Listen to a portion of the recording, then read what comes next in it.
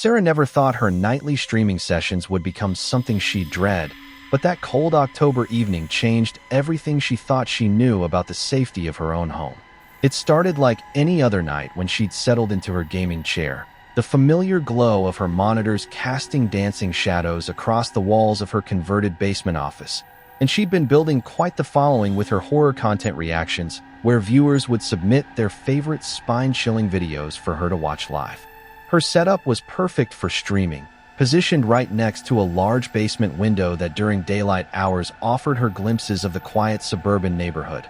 Watching Mrs. Henderson walk her golden retriever and the mailman making his rounds. But now in the darkness beyond that glass, there was nothing but an impenetrable black void that seemed to swallow the weak porch light from across the street. The chat was buzzing with excitement as she queued up another particularly disturbing video submission, her noise-canceling headphones creating a cocoon of isolation that made her feel both connected to her online audience and completely cut off from the physical world around her. The sound that shattered her concentration wasn't something she heard through her headphones, but rather something that seemed to vibrate through the very foundations of the house. A sharp, deliberate bang that made her blood run cold and her fingers freeze over her keyboard. She pulled off her headphones with trembling hands, the familiar weight of them suddenly feeling foreign as she called out into the darkness of her home. "Hello? Is someone there?" But her voice seemed to be swallowed by the oppressive silence that followed, thick and suffocating like a heavy blanket pressed against her face.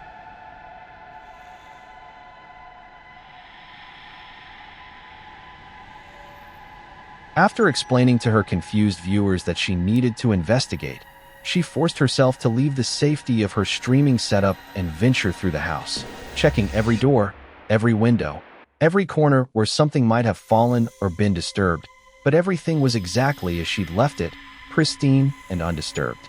The relief she felt walking back to her desk was short-lived because as she approached her chair, something made her glance up at the window, and there, pressed against the glass at the very top corner, was the unmistakable outline of a handprint, but not quite right, not quite human, with 4 elongated fingers that seemed too long, too thin, too wrong. Her heart hammered against her ribs as she sank back into her chair, trying to convince herself and her concerned viewers that it was probably just a prank, maybe neighborhood kids playing Halloween tricks, but even as she spoke those words, she knew they felt hollow and false in her mouth. She tried to focus on the video playing on her screen, tried to engage with the chat that was flooding with worried messages, but concentration became impossible when the new sound began, a rhythmic tapping that seemed to come from directly beside her ear, the soft pad of flesh meeting glass in a deliberate, almost hypnotic pattern. The tapping wasn't random or frantic, but methodical and patient, as if whatever was outside knew she was listening, knew she was terrified, and was savoring every moment of her growing panic like a predator toying with its prey. Her entire body was shaking now as she addressed her viewers one final time, her voice barely above a whisper as she explained she had to end the stream. But before she could close the applications, another tremendous bang erupted from the window, so violent and sudden that she screamed and immediately shut down everything, not caring about proper stream endings or disappointed viewers. She ran through the house like something was chasing her, taking the stairs 2 at a time until she burst into the bedroom where her husband Marcus was reading, and through gasping breaths and tears, she explained what had happened, how something was outside their house, something that wasn't quite right.